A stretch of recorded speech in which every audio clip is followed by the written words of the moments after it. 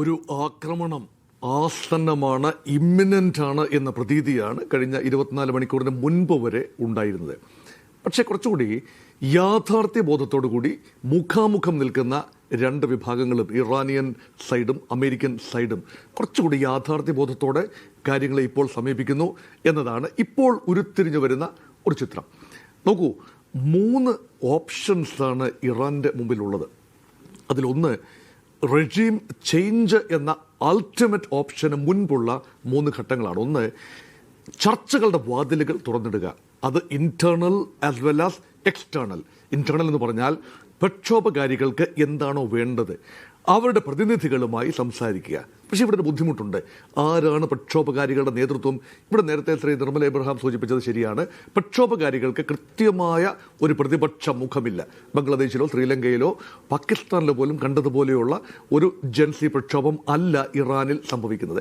പക്ഷേ ഒരുപക്ഷെ അതിനേക്കാൾ വ്യാപകമാണ്, അതിനേക്കാൾ കൂടുതൽ നഗരങ്ങളിലേക്ക് അത് വ്യാപിച്ചു. 1989 ടിയനൻമെൻ സ്ക്വയറിൽ നടന്ന, ചൈനയിൽ നടന്ന പ്രക്ഷോഭത്തെക്കാൾ ഒരുപക്ഷെ രാഷ്ട്രവ്യാപകമാണ് ഈ പ്രക്ഷോഭം.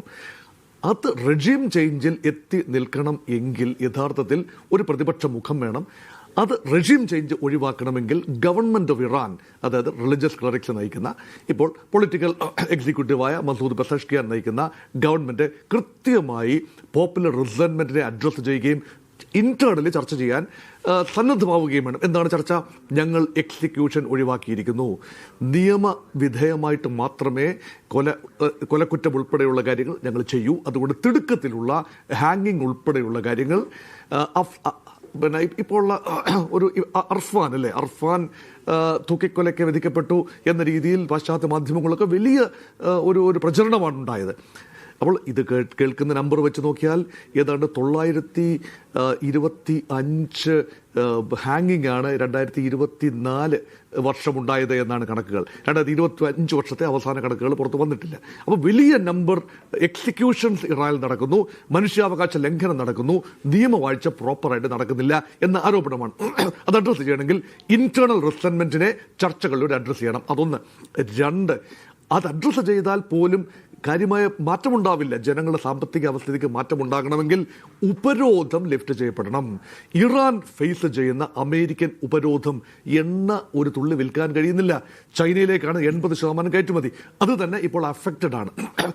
ഏറെക്കാലം ഒരു രാജ്യത്തിന് അങ്ങനെ കയറ്റുമതി ഇല്ലാതെ മുന്നോട്ട് പോകാനാവില്ല.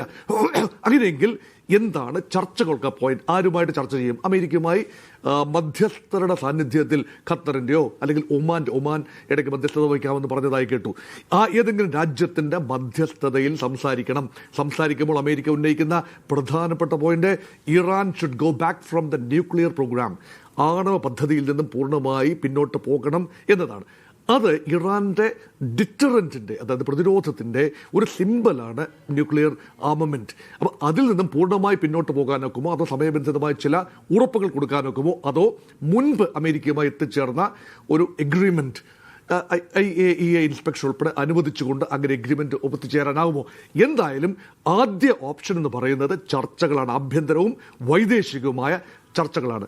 രണ്ടാമത്തെ ഓപ്ഷൻ എന്ന് പറയുന്നത് ഇറാൻ്റെ 1979 മുതലുള്ള ഒരു ഭരണകൂട ക്രമം, അത് റിലീജിയസ് ക്ലറിക്സ്, അയത്തുള്ള നയിക്കുന്ന ഒരു മത ഭരണകൂടം, അതുപോലെ തന്നെ അയത്തുള്ളയുടെ അനുമതിയോടുകൂടി ഉള്ള ഒരു പൊളിറ്റിക്കൽ ഓർഡർ. അങ്ങനെയാണ് മസൂദ് പെസഷ്കിയാൻ പ്രസിഡന്റ് സ്ഥാനത്തേക്ക് ജനങ്ങളാൽ തിരഞ്ഞെടുക്കപ്പെടുന്നത്. പക്ഷേ ആരൊക്കെ ആവണം മത്സരിക്കേണ്ടത് എന്ന് പോലും തീരുമാനിക്കാൻ ജനങ്ങൾക്കല്ല അവകാശം, അയത്തുള്ള തീരുമാനിക്കുന്ന ഒരു ഘടനയാണ്. അതുപോലെ തന്നെ സെക്യൂരിറ്റി സംവിധാനങ്ങളുടെ തലപ്പത്ത് ഇറാൻ റവല്യൂഷണറി ഗാർഡ്സ് കോപ്സ് ആണ്, IRGC. അപ്പോൾ IRGCയുടെ പ്രഭാവം കുറച്ചുകൊണ്ടുവരികയും കുറച്ചുകൂടി സുതാര്യമായ രീതിയിൽ കാര്യങ്ങൾ നടക്കുകയും കുറച്ചുകൂടി പോപ്പുലർ ഒരു ഫീൽ ഉണ്ടാവുകയും ചെയ്യുക എന്നതാണ് രണ്ടാമത്തെ സ്ട്രക്ചറൽ ചേഞ്ച്. ഇതൊരു വ്യക്തമായ ഭരണഘടനാ ഭേദഗതി, ഗവൺമെൻറ് തന്നെ കൊണ്ടുവരുന്ന വ്യക്തമായൊരു ഭരണഘടനാ ഭേദഗതിയിലൂടെ മാത്രം ഇന്റേണലി അഡ്രസ്സ് ചെയ്യപ്പെടേണ്ട ഒരു വിഷയമാണ്. അങ്ങനെയെങ്കിൽ റെജീം ചേഞ്ച് ഉണ്ടാവില്ല, a much mellowed down order in Iran. അപ്പോൾ കുറച്ചുകൂടെ സ്വീകാര്യമായ, അമേരിക്ക ഇപ്പോൾ ചൂണ്ടിക്കാട്ടുന്ന പല കാര്യങ്ങളും അപ്പോൾ പ്രസക്തമല്ലാതെയാവും, ജനങ്ങൾക്കത് സ്വീകാര്യമാകും. അതാണ് രണ്ടാമത്തെ ഒരു ഓപ്ഷൻ മുന്നിലുള്ളത്.